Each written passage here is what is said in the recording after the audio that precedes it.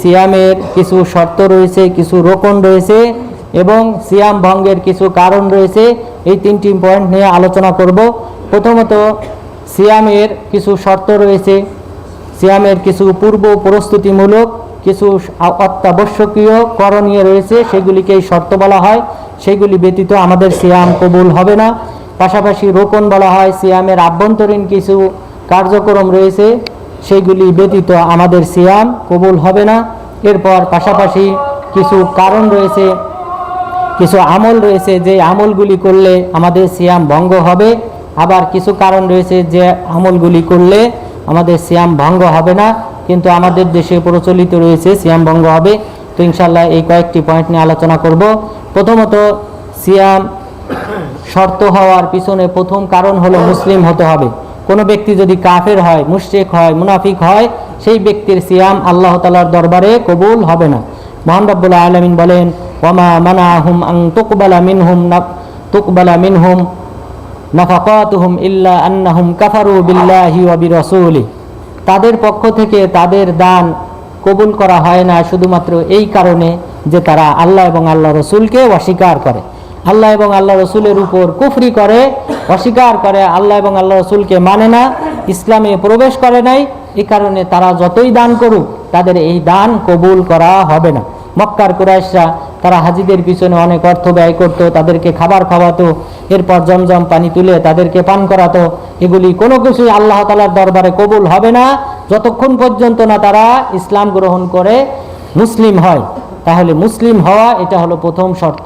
এছাড়াও মহান রব্বুল আলামিন বলেন, ইন্নামা ইয়াতাকাব্বালুল্লাহু মিনাল মুত্তাকিন, আল্লাহ তাআলা কেবলমাত্র মুত্তাকিদের আমল কবুল করেন। সুতরাং অমুসলিম, কাফের এই ব্যক্তিদের কোনো সিয়াম, কোনো আমল কবুল করা হবে না, বরং তারা যে সিয়াম পালন করে সেটা উপোস থাকাই হবে। এর বিনিময় হিসেবে পরকালে তারা কোনো প্রকার প্রতিদান পাবে না। এরপর 2 নম্বর যে শর্ত, তা হলো বালেগ হতে হবে, প্রাপ্তবয়স্ক হতে হবে। রাসূল সাল্লাল্লাহু আলাইহি ওয়াসাল্লাম বলেন, রুফিআল কলামু আন সালাসা আনিস সাবিয়্যি হাত্তা ইয়াহতালিম।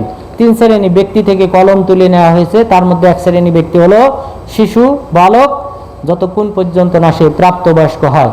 তাহলে বালেগ না হওয়া পর্যন্ত তাদের এই সিয়াম, তারা যদি সিয়াম পালন করে তাহলে তার সওয়াব তাদের মা বাবার আমল নামায় দেওয়া হবে, কিন্তু তাদের আমল নামায় সওয়াব যুক্ত হবে না, বা তারা সিয়াম পরিত্যাগ করলে তাদেরকে পাপী হিসেবে গণ্য করা হবে না, কবিরা গুনাহকারী হিসেবে গণ্য করা হবে না। তাহলে বালেগ হতে হবে, প্রাপ্তবয়স্ক হতে হবে। প্রাপ্তবয়স্ক হওয়ার 3টি আলামত রয়েছে। প্রথম আলামত হলো স্বপ্নদোষ হওয়া। পুরুষের ক্ষেত্রে স্বপ্নদোষ হওয়া, মেয়েদের ক্ষেত্রে মাসিক শুরু হওয়া। এটা যদি প্রকাশ পায় তাহলে বুঝতে হবে সে বালেগ হয়ে গেছে, তার উপর সিয়াম ফরজ। সম্পর্কে দলিল হলো রাসূল সাল্লাল্লাহু আলাইহি ওয়াসাল্লাম বলেছেন, আনিস সাবিয়্যি হাত্তা ইয়াহতালিম। ইয়াহতালিম শব্দের অর্থ হলো যে স্বপ্নদোষ শুরু হওয়া, অর্থাৎ শিশুর থেকে সিয়াম তুলে নেওয়া হয়েছে যতক্ষণ পর্যন্ত না তার স্বপ্নদোষ শুরু হয়, তথা যতক্ষণ পর্যন্ত না সে বালেগ হয়। তাহলে এটা হলো প্রথম আলামত। দ্বিতীয় আলামত হলো গুপ্তাঙ্গের পশম গজানো। যদি এটা গজায় তাহলে বুঝতে হবে সে বালেগ হয়ে গেছে। যদিও তার প্রথম আলামত তথা স্বপ্নদোষ অথবা মাসিক শুরু না হয়, তবুও গুপ্তাঙ্গের পশম গজালে বুঝতে হবে সে বালেগ হয়ে গেছে। এটার দলিল হলো আতিয়া আল কুরাদি রাদিয়াল্লাহু আনহু, তিনি বলেন, খয়বার যুদ্ধের সময় আমাদের ইহুদিদেরকে সকলকে রাসূল সাল্লাল্লাহু আলাইহি ওয়াসাল্লামের সামনে পেশ করা হলো। ফামান আমবাতা কুতিল ওয়া মান লাম ইয়ামবুত খুল্লিয়া সাবিলাহু ওয়া কুনতু মিম্মান লাম ইয়ামবুত, যে আমাদের মধ্যে যারা প্রাপ্তবয়স্ক ছিল, যোদ্ধা ছিল, তাদের সবাইকে হত্যা করা হয়েছে।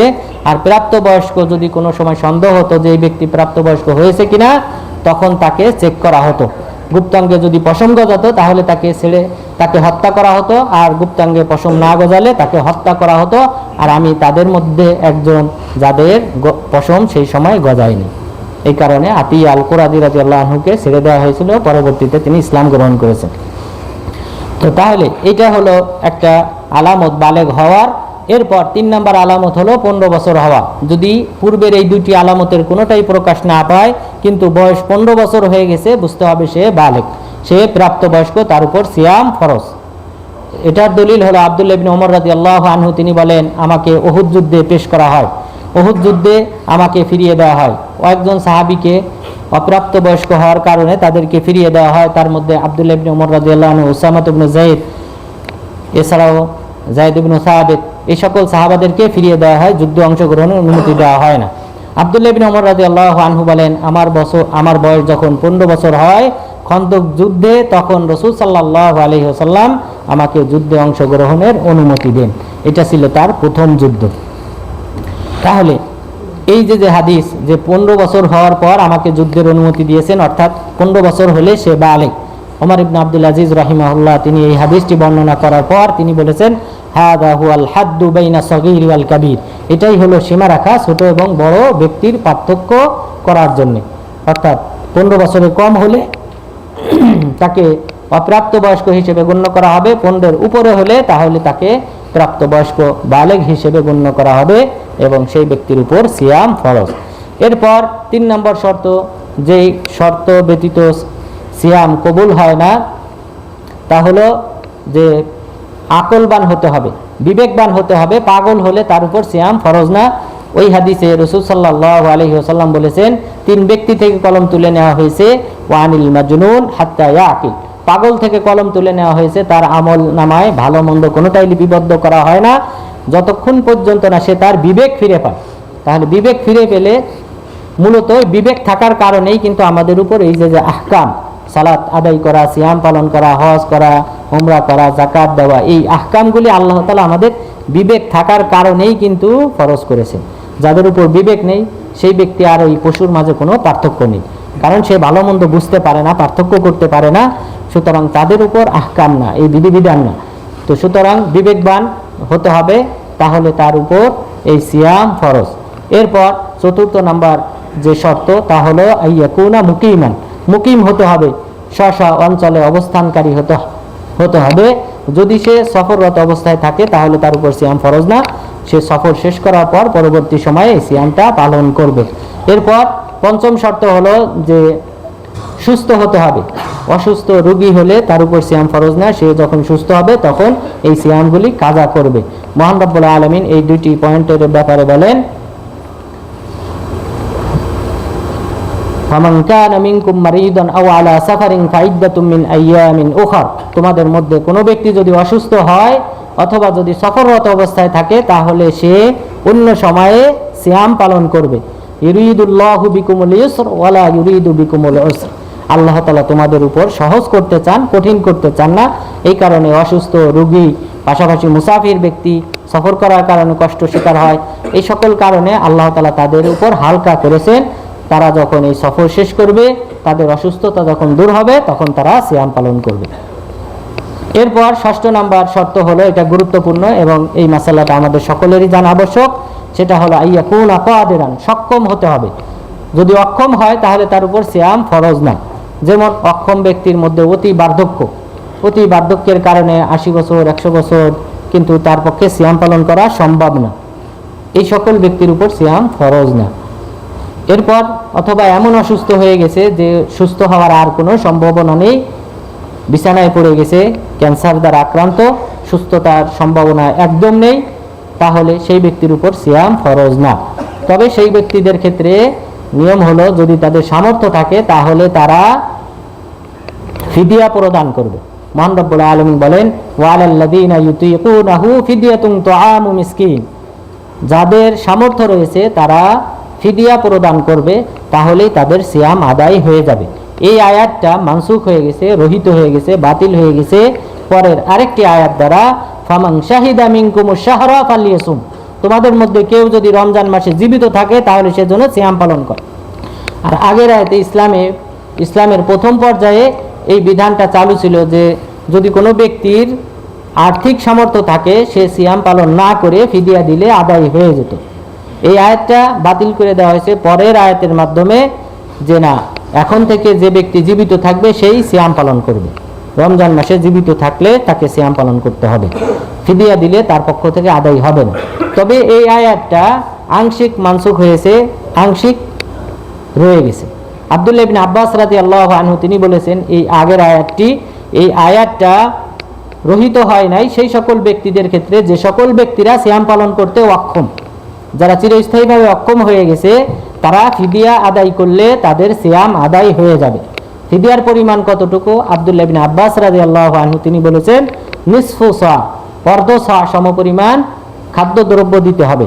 অর্ধ সা বলা হয়, 100 সমান সমান আপনারা জানেন 2.5 কেজি, তো এটার অর্ধেক তথা 1200 গ্রাম বা 1250 গ্রাম তথা 1 কেজি সমপরিমাণ চাউল, প্রতিদিনের পরিবর্তে 1 কেজি সমপরিমাণ চাউল যদি দেওয়া হয় তাহলে ফিদিয়া আদায় হয়ে যাবে। তাহলে বাংলাদেশে বা আপনাদের গ্রামে যে সকল ব্যক্তিরা এরকম অক্ষম রয়েছে অতি বার্ধক্যের কারণে অথবা অসুস্থতার কারণে, যাদের সুস্থতার সম্ভাবনা নেই, তাদের যদি আর্থিক সামর্থ্য থাকে তাহলে তারা এই ফিদিয়াটা প্রদান করবে। প্রতিদিন সিয়ামের পরিবর্তে 1 কেজি সমপরিমাণ চাউল কোনো গরিব মিসকিন ব্যক্তিকে দিয়ে দিলে তাদের সিয়াম আদায় হয়ে যাবে। আর যদি তাদের এই আর্থিক সামর্থ্য না থাকে তাহলে তাদের কোনো করণীয় নেই, তাদের উপর কাফারা না, এটা আল্লাহ তাআলা ক্ষমা করে দিয়েছে।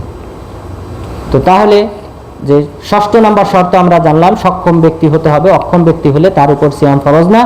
এই অক্ষমদের অন্তর্ভুক্ত হলো যে সকল মহিলারা যাদের দুগ্ধপুষ্য বাচ্চা রয়েছে, দুধ পান করায়, দুধ পান করাতে গিয়ে যদি সন্তানের কষ্ট হয়, দুধ বন্ধ হয়ে যায়, এই আশঙ্কা থাকে, তাহলে তারাও এই হুকুমে তারা সিয়াম পালন করবে না। রমজান মাসে তারা পরবর্তীতে সিয়াম পালন করবে। দুগ্ধপুষ্য রমণী, এরপর পাশাপাশি যে সকল মহিলারা গর্ভবতী, যাদের জন্য কষ্ট হয় সিয়াম পালন করা, তারাও পরবর্তীতে সিয়াম পালন করবে, তারা এই সিয়ামটা পিছিয়ে দেবে। রাসূল সাল্লাল্লাহু আলাইহি ওয়াসাল্লাম বলেন, ইন্নাল্লাহা ওয়াজাআ শাতরা সালাহ আনিল মুসাফির ওয়াস-সাওমা ওয়া আউল মুরদ আবিল হামিলি আবিল মুরদি, যে আল্লাহ তাআলা 3 শ্রেণীর পক্ষ থেকে আল্লাহ তাআলা বিধানটা হালকা করেছেন। প্রথম শ্রেণীর ব্যক্তি হলো মুসাফির। মুসাফিরের জন্য সালাতটাকে আল্লাহ তাআলা অর্ধেক করে দিয়েছেন, এরপর সিয়ামটাকে তার জন্য পিছিয়ে দিয়েছেন, সে পরবর্তীতে সিয়াম রাখবে। ঠিক অনুরূপভাবে সিয়ামটা আল্লাহ তাআলা পিছিয়ে দিয়েছেন যে সকল রমণীরা দুগ্ধপোষ্য, যারা দুধ পান করায়, পাশাপাশি যারা গর্ভবতী। তাহলে এটা হলো 6 নম্বর শর্ত। এরপর 7 নম্বর শর্ত হলো যে সিয়াম পালনের যে সকল নিষিদ্ধ কাজ রয়েছে তা থেকে মুক্ত হতে হবে। তার মধ্যে অন্যতম হলো হায়েজ এবং নিফাস।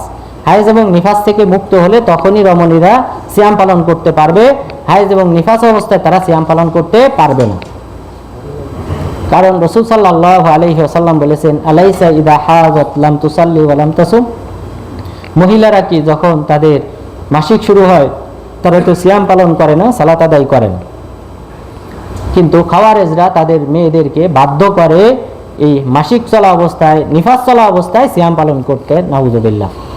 অথচ রাসূল সাল্লাল্লাহু আলাইহি ওয়াসাল্লাম বলেছেন যে তাদের উপর সিয়াম নেই, সালাত নেই, সালাত একদম মাফ করে দেওয়া হয়েছে, আর সিয়ামটাকে পরবর্তীতে কাজা আদায় করতে বলা হয়েছে। তাহলে এই হলো সিয়ামের শর্ত। এরপর 8 নম্বর শর্ত হলো যে রাতেই নিয়ত করতে হবে। এই ফরজ সিয়ামের নিয়ত, কাফারার সিয়ামের নিয়ত এবং পাশাপাশি মানতের সিয়ামের নিয়ত, এটা রাতেই করতে হবে। আর নফল সিয়ামের নিয়ত রাতে না করলে হবে, সকাল হওয়ার পরে কোনো কিছু যদি না খায় তাহলে সকালে হওয়ার পরও নিয়ত করলে হবে। কিন্তু ফরজ সিয়ামের নিয়তটা ফজর হওয়ার পূর্বেই করতে হবে। রাসূল সাল্লাল্লাহু আলাইহি ওয়াসাল্লাম বলেন, মান লাম ইয়াজমা'i সিয়ামা ক্বাবলাল ফজর ফালা সিয়ামা লা, যে ব্যক্তি সিয়ামের নিয়ত ফজর হওয়ার পূর্বে করলো না, তার সিয়াম নেই, তার সিয়াম বাতিল হয়ে যাবে। সুতরাং এই হলো মোট 8টি শর্ত। যে 8টি শর্ত সিয়াম পালনের পূর্ব মুহূর্তে অবশ্যই আমাদেরকে করতে হবে। যদি আমরা না করি তাহলে আমাদের সিয়াম কবুল হবে না বা বাতিল হবে। এরপর আমাদের এই সিয়াম পালনের যে রোকন রয়েছে, রোকন হলো 3টি। রোকন হলো ভিতরের বিষয়। সিয়াম যখন আমরা শুরু করলাম, ফজর থেকে নিয়ে শুরু করে সন্ধ্যা পর্যন্ত, এই সময়ের মাঝে আমাদেরকে 3টি কাজ করতে হবে। এই 3টি কাজ যদি কোনো ব্যক্তি না করে তাহলে তার সিয়াম বাতিল হবে। প্রথম কারণ হলো খাবার খাওয়া এবং পানীয় পান করা, এগুলা থেকে বিরত থাকতে হবে। খাবার খাওয়া এবং পানীয় পান করা থেকে বিরত থাকতে হবে। এরপর 2 নম্বর রকম হলো স্ত্রী সহবাস থেকে দূরে থাকতে হবে। এরপর 3 নম্বর শর্ত হলো অন্যান্য যে সকল ফাহিশি কাজ, কথা রয়েছে সবগুলি বর্জন করতে হবে। কেননা রাসূল সাল্লাল্লাহু আলাইহি ওয়াসাল্লাম বলেছেন, মান লাম ইয়াজমা'i সিয়ামা রাসূল সাল্লাল্লাহু আলাইহি ওয়াসাল্লাম এই ক্ষেত্রে বলেছেন, মান লাম ইয়াদা কাওলা যুর ওয়াল আমালা বি ফালাইসা লিল্লাহি হাজা ফি আইয়াদা তাআমাহু ওয়া শারাবাহু, যে ব্যক্তি মিথ্যা কথা এবং খারাপ কাজ পরিহার করতে পারলো না, তার সিয়াম পালন করার কোনো প্রয়োজন নেই। সে যে না খেয়ে থাকবে, উপোস থাকবে, এতে তার কোনো ফায়দা হবে না, উপকার হবে না। যেমনভাবে হিন্দুরা উপবাস থাকে, অনুরূপ তারও উপবাস থাকা হবে। সুতরাং অন্যায় অশ্লীল কথা এবং কাজও আমাদেরকে এই সিয়াম পালন করা অবস্থায়, অর্থাৎ অন্য সময় বর্জন করতে হবে, কিন্তু এই সময় বিশেষ করে এই দিনের বেলায় বিশেষ করে আমাদেরকে বর্জন করতে হবে। এরপর সিয়াম পালন আমরা করব এই রুকন এবং শর্ত ঠিক রেখে। এখন যদি আমরা রুকন শর্ত ঠিক না রাখি তাহলে আমাদের সিয়াম ভঙ্গ হবে। এই সিয়াম ভঙ্গ হওয়ার আমাদের বেশ কয়েকটি কারণ রয়েছে, তো সেই কারণগুলি উল্লেখ করব। প্রথমত, সিয়াম ভঙ্গ হওয়ার প্রথম কারণ হলো কোনো কিছু খাওয়া এবং পান করা। কেউ যদি আসির খায়, জুস খায়, অথবা কোনো ধরনের খাবার খায়, ফল খায়, তাহলে যে কোনো কিছু যদি কেউ ভক্ষণ করে অথবা পান করে তাহলে তার সিয়াম ভঙ্গ হবে। এটা হলো প্রথম কারণ। মহান রব্বুল আলামিন বলেন, ওয়াকুলু ওয়াশরাবু হাত্তা ইয়াতাবায়্যানা লাকুমুল খাইতুল আবয়াদু মিনাল খাইতিল আসওয়াদ মিনাল ফাজর সুম্মা আতিম্মুস সিয়ামা ইলাল লাইল। মহান রব্বুল আলামিন এই আয়াতে বলেছেন, তোমরা খাও এবং পান করো যতক্ষণ পর্যন্ত না কালো রেখা সাদা রেখা থেকে স্পষ্ট হয়। অর্থাৎ কালো রেখা বলতে এখানে রাত উদ্দেশ্য, আর সাদা রেখা বলতে উদ্দেশ্য হলো দিন। রাত এবং দিন যতক্ষণ পর্যন্ত না স্পষ্ট না হয়, অর্থাৎ ফজর যতক্ষণ পর্যন্ত উদিত না হয় ততক্ষণ পর্যন্ত তোমরা খাও এবং পান করো। সুম্মা আতিম্মুস সিয়ামা ইলাল লাইল, এরপর সিয়াম পূর্ণ করো রাত্র আসা পর্যন্ত, অর্থাৎ মাগরিব হওয়া পর্যন্ত। সুতরাং এই মাগরিব হওয়ার মাঝে, সকাল থেকে ফজর হওয়ার পর থেকে নিয়ে মাগরিব হওয়ার এর মাঝখানে কোনো কিছু খাবার খাওয়া যাবে না এবং কোনো পানীয় জাতীয় কোনো কিছু পান করা যাবে না, তাহলে তার সিয়াম ভঙ্গ হবে। এটা হলো প্রথম কারণ। এরপর দ্বিতীয় কারণ খাদ্যদ্রব্যের সাথে সম্পৃক্ত, সেটা হলো যদি কোনো ব্যক্তি স্যালাইন তার শরীরে যদি পুশ করা হয়, অথবা যদি পান করে, অথবা যদি তার শরীরে কোনোভাবে মেডিসিনের মাধ্যমে, কোনোভাবে ইঞ্জেকশনের মাধ্যমে প্রবেশ করানো হয়, তাহলে তার সিয়াম ভঙ্গ হবে। তাহলে গ্লুকোজ জাতীয় কোনো কিছু শরীরে পুশ করলে তার সিয়াম ভঙ্গ হবে। এটা হলো 2 নম্বর কারণ, কারণ গ্লুকোজ খাদ্যের স্থলাভিষিক্ত। এরপর 3 নম্বর কারণ হলো যদি রক্ত পুশ করা হয়। কোনো ব্যক্তির শরীরে যদি রক্ত পুশ করা হয়, যার শরীরে রক্ত পুশ করা হবে সেই ব্যক্তির সিয়াম ভঙ্গ হবে, কারণ রক্তটা হলো মূলত খাদ্যের স্থলাভিষিক্ত, খাদ্য থেকে রক্ত তৈরি হয়। আর সরাসরি যদি রক্ত প্রবেশ করানো হয় তাহলে তার সিয়াম আরও বেশি ভেঙে যাবে, নষ্ট হবে। এরপর চতুর্থ কারণ হলো যে কোনো ব্যক্তি যদি নাকের ডোরপ ব্যবহার করে তাহলে তার সিয়াম ভঙ্গ হবে। নাকের ডোরপ যদি কেউ ব্যবহার করে তাহলে তার সিয়াম ভঙ্গ হবে। এই সম্পর্কে রাসূল সাল্লাল্লাহু আলাইহি ওয়াসাল্লাম বলেন, লাকিদ বিন সাবিরা রাদিয়াল্লাহু আনহু তিনি রাসূল সাল্লাল্লাহু আলাইহি ওয়াসাল্লামের কাছে এসে বললেন, আখবিরনি আনিল ওযু, হে আল্লাহর রাসূল আপনি আমাকে ওযু সম্পর্কে বলেন। তখন তিনি বললেন, আসবিগুল ওযু ওয়া খাল্লিল বাইনাল আসাবি' ওয়া বালিগ ফিল ইস্তিনশাক ইল্লা আন তাকুনা সাইমা, যে তুমি ওযু করবে পরিপূর্ণরূপে, তোমার আঙ্গুলগুলা, হাতের আঙ্গুল, পায়ের আঙ্গুলগুলা খিলাল করবে এবং তুমি তোমার নাকের গভীরে পানি প্রবেশ করাবে, তবে যদি তুমি সিয়াম পালনকারী হও। সিয়াম পালনকারী হলে তুমি নাকের গভীরে পানি প্রবেশ করাবে না। তো নাকের ডোরপ যদি ব্যবহার করা হয় তাহলে আমাদের নাকের সাথে সরাসরি খাদ্যনালীর সংযোগ রয়েছে, সুতরাং সেই ব্যক্তির সিয়াম ভেঙে যাবে, যেটা এই হাদিস থেকে বোঝা যায়। রাসূল সাল্লাল্লাহু আলাইহি ওয়াসাল্লাম ওযুর সময় নাকের গভীরে পানি প্রবেশ করাতে নিষেধ করেছেন সিয়াম পালন করা অবস্থায়। সুতরাং নাকের ডোরপ ব্যবহার করলে তার সিয়াম ভঙ্গ হবে। এরপর পঞ্চম যে কারণ সিয়াম ভঙ্গ হবে সেটা হলো আল জিমা, স্ত্রী সহবাস। কেউ যদি স্ত্রী সহবাস করে তাহলে তার সিয়াম ভঙ্গ হবে। মহান রব্বুল আলামিন বলেন, ওয়াহিল্লা লাকুম লাইলাতাস সিয়ামির রাফাসু ইলা নিসাইকুম হুন্না লিবাসুল লাকুম ওয়া আনতুম লিবাসুল লাহুন আলিমাল্লাহু আন্নাকুম কুনতুম তাখতানুনা আনফুসাকুম ফাতাবা আলাইকুম ওয়া আফা আনকুম ফালআনা বাশিরুহুন্না ওয়াবতাগু মা কাতাবাল্লাহু লাকুম। এই আয়াতে মহান রব্বুল আলামিন বলেছেন, তোমাদের জন্য রাতে স্ত্রী সহবাস করাকে হালাল করা হয়েছে। অর্থাৎ ইসলামের প্রথম যুগে শুধুমাত্র মাগরিব থেকে ঈশা পর্যন্ত স্ত্রী সহবাস হালাল ছিল, পরবর্তীতে এটাকে লম্বা করে ফজর পর্যন্ত জায়েজ করা হয়েছে। তো মহান রব্বুল আলামিন এই আয়াতে বলেছেন, ফজর পর্যন্ত তোমরা তোমাদের স্ত্রীর সাথে সহবাস করো। তাহলে ফজরের পরে যদি কেউ স্ত্রী সহবাস করে তাহলে তার সিয়াম ভঙ্গ হবে, যেহেতু আল্লাহ তাআলা এই পর্যন্ত অনুমোদন দিয়েছেন। এরপর স্ত্রী সহবাসের সাথে সম্পৃক্ত আরেকটি কারণ, সেটা হলো যদি কোনো ব্যক্তি, 6 নম্বর কারণ এটা, যদি কোনো ব্যক্তি হস্তমৈথুন করে তাহলে তার সিয়াম ভঙ্গ হবে। হস্তমৈথুন করলে তার সিয়াম ভঙ্গ হবে, কারণ রাসূল সাল্লাল্লাহু আলাইহি ওয়াসাল্লাম বলেছেন, ইয়াতরুকু তুআমাহু ওয়া শারাবাহু ওয়া শাহওয়াতাহু মিন আজলি ওয়া সিয়ামু লি ওয়া আনা আজজি বি।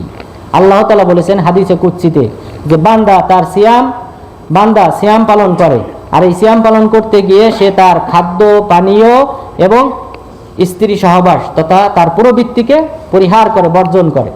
সিয়াম পালন করতে গিয়ে খাবার পানীয় এবং তার পুরোবৃত্তি দমনকে সে দূরে সরিয়ে দেয়, পুরোবৃত্তি দমন করে না, ইহা করা থেকে সে বিরত থাকে। কিন্তু যে ব্যক্তি হস্তমৈথুন করলো সে এই পুরোবৃত্তি দমন করলো। সুতরাং সিয়াম পালন করা অবস্থায় যদি কেউ এটা করে তাহলে তার সিয়াম বাতিল হয়ে যাবে, তাকে পরবর্তীতে একদিন সিয়াম কাজা করতে হবে। অর্থাৎ স্ত্রী সহবাসের ক্ষেত্রে কাফারা হলো, আবু হুরায়রা রাদিয়াল্লাহু আনহু বলেন, আমরা একদা বসা ছিলাম, এই সময় একজন সাহাবী আসলেন, আসার পর বললেন, ইয়া রাসূলুল্লাহ ইন্নী ওয়াকাতু আলা ইমরাতি ওয়া আনা সাইম। হে আল্লাহর রাসূল, আমি সিয়াম পালন করা অবস্থায় আমার স্ত্রীর সাথে সহবাস করেছি। তখন রাসূল সাল্লাল্লাহু আলাইহি ওয়াসাল্লাম বললেন, হাল তাজিদু রাকাবাতান তুতিকুহা, তুমি কি একটি দাস আজাদ করতে সক্ষম? তখন তিনি বললেন যে না আল্লাহর রাসূল, দাস আজাদ করা আমার পক্ষে সম্ভব না। এরপর পুনরায় প্রশ্ন করলেন, হাল তাস্তাতিউ আন তাসুমা শাহরাইন মুতাতাবিআইন, তুমি কি 2 মাস লাগাতার সিয়াম পালন করতে সক্ষম? তিনি বললেন যে না আল্লাহর রাসূল, আমার পক্ষে সম্ভব না। এরপর তখন তিনি বললেন, হাল তাজিদু ইতআমা 60 মিসকিনা, তুমি কি 60 জন মিসকিনকে খাবার খাওয়াতে সক্ষম? তিনি বললেন যে না আল্লাহর রাসূল, 60 জন মিসকিনকে খাবার খাওয়ানো আমার পক্ষে সম্ভব না। এটা হলো কাফারা। যদি কেউ স্ত্রী সহবাস করে দিনের বেলায়, তাহলে তার কাফারায় ধারাবাহিকভাবে প্রথমে দাস আজাদ করতে হবে। এই বিধানটা আমাদের দেশে নেই, কিন্তু মরক্কোতে হয়তো আছে। এরপর দ্বিতীয় বিধানটা হলো যে 2 মাস লাগাতার সিয়াম পালন করতে হবে। এরপর তৃতীয় বিধান হলো 60 জন মিসকিনকে খাবার খাওয়াতে হবে। এই তিনটার কোনোটাই যদি না পারে তাহলে তার উপর থেকে কাফারা বাতিল হয়ে যাবে, যেহেতু এই হাদিসে এই সাহাবী তিনি কিন্তু কাফারা আদায় করতে সক্ষম হন নাই। পরবর্তীতে রাসূল সাল্লাল্লাহু আলাইহি ওয়াসাল্লামের কাছে এক ঝুড়ি খেজুর আসে, সেই ঝুড়ি খেজুর তিনি এই সাহাবীকে দিলেন এবং দেওয়ার পর বললেন, তুমি এটা গরিবদের মাঝে বন্টন করো। তিনি বললেন, ওয়াল্লাহি মা বাইনা লাবাতাইহা আহলু বাইতিন আফকারা মিন আহলি বাইতি। আল্লাহর রাসূল, এই 2 উপত্যকার মাঝে আমার চেয়ে দরিদ্র কোনো পরিবার নেই। তখন রাসূল সাল্লাল্লাহু আলাইহি সাল্লাম হাসলেন এবং তিনি ওই এক ঝুড়ি খেজুর নিয়ে গেলেন বাসায়। তাহলে এই হাদিসে যদি কেউ অক্ষম হয় তাহলে তার উপর কাফারা নেই। কিন্তু যদি কোনো ব্যক্তি হস্তমৈথুন করে তাহলে তার ক্ষেত্রে বিধান হলো একদিন কাজা করতে হবে। এখানে কিন্তু তার ক্ষেত্রে স্ত্রী সহবাসের যে বিধান, যে কাফারা, সেই কাফারা তার উপর বর্তাবে না। স্ত্রী সহবাসের পর আরেকটা বিধান রয়ে গেছে, সেটা হলো তাকে ওই দিন আবার কাজা করতে হবে। অর্থাৎ এই 3টি কাফারা দেওয়ার পর, 3টার কোনো একটা দেওয়ার পর তাকে পুনরায় আবার ওই যেদিন সিয়াম ভঙ্গ করেছিল সেই দিনের পরিবর্তে একদিন সিয়াম পালন করতে হবে। কিছু কিছু হাদিসে উল্লেখ হয়েছে ওয়াকযি ইয়াউমান মাকানা, ওই দিনের পরিবর্তে তুমি একদিন সিয়াম কাজা করো। এই অংশটাও শেখ আলবানী রাহিমাহুল্লাহ তিনি সহি বলেছেন। এরপর সিয়াম ভঙ্গের অন্যতম কারণ হলো যদি হায়েজ এবং নিফাসের রক্ত শুরু হয়ে যায়। আপনি সিয়াম পালন শুরু করেছেন কিন্তু হায়েজ এবং নিফাসের রক্ত বের হওয়া শুরু হয়েছে, তাহলে বুঝতে হবে আপনার সিয়াম ভঙ্গ হয়ে গেছে। অর্থাৎ সেই রমণীর, সেই মহিলার সিয়াম ভঙ্গ হয়ে যাবে, তিনি সিয়াম পালন করা থেকে বিরত থাকবেন। কারণ যেহেতু রাসূল সাল্লাল্লাহু আলাইহি ওয়াসাল্লাম আগের হাদিসে উল্লেখ করেছেন, আলাইসা ইযা হাদাত লাম তুসাল্লি ওয়া লাম তাসুম, যে মহিলাদের ধর্মের দিক থেকে তারা যে পুরুষের চেয়ে পিছিয়ে, তার আলামত হলো যে যখন তাদের হায়েজ হয় তখন তারা সালাত আদায় করে না, সিয়াম পালন করে না। সুতরাং ওই অবস্থায় সিয়াম পালন করা যাবে না। নিফাস অবস্থায় অর্থাৎ সন্তান ভূমিষ্ঠ হয়েছে, সন্তান ভূমিষ্ঠ হওয়ার পর যে রক্তটা বের হয় এটা সাধারণত লম্বা হয়, দীর্ঘদিন হয়, 60 দিন 50 দিন এরকম লম্বা দীর্ঘদিন হয়। সেই দিনগুলিতেও তারা সিয়াম পালন করতে পারবে না, তারা পরবর্তীতে সিয়াম কাজা করবে। এছাড়াও বেশ কিছু কারণ ছিল যে কারণগুলির কারণে সিয়াম ভঙ্গ হয় না, কিন্তু আমাদের দেশে প্রচলিত রয়েছে যে সিয়াম ভঙ্গ হয়। তো সেই কারণগুলি ইনশাল্লাহ পরবর্তীতে কোনো সময় হলে ইনশাল্লাহ আলোচনা করব। তো আজকের আলোচনায় আলহামদুলিল্লাহ আমরা যে 3টি পয়েন্ট, গুরুত্বপূর্ণ 3টি পয়েন্ট জানতে পারলাম, যে সিয়াম কাদের উপর ফরজ, সিয়ামের রোকন কি কি, এবং সিয়ামের যে সকল সিয়াম ভঙ্গের যে সকল কারণ রয়েছে সেই কারণগুলি আমরা জানলাম। তো আল্লাহ তাআলা যেন আমাদেরকে এই সিয়াম ভঙ্গের কারণ থেকে দূরে থাকার তৌফিক দান করেন। পুরা রমজান মাসে অন্যায়, অশ্লীল, ফাহিশি কথা, কাজ ইত্যাদি থেকে যেন বিরত থাকার তৌফিক দান করেন। সিয়াম পালনের মাধ্যমে আল্লাহ তাআলার নৈকট্য অর্জন করার তৌফিক দান করেন। আমিন। ওয়া সাল্লাল্লাহু আলা নবিয়্যিনা মুহাম্মদ ওয়া আলা আলিহি ওয়া সাহবিহি আজমাইন।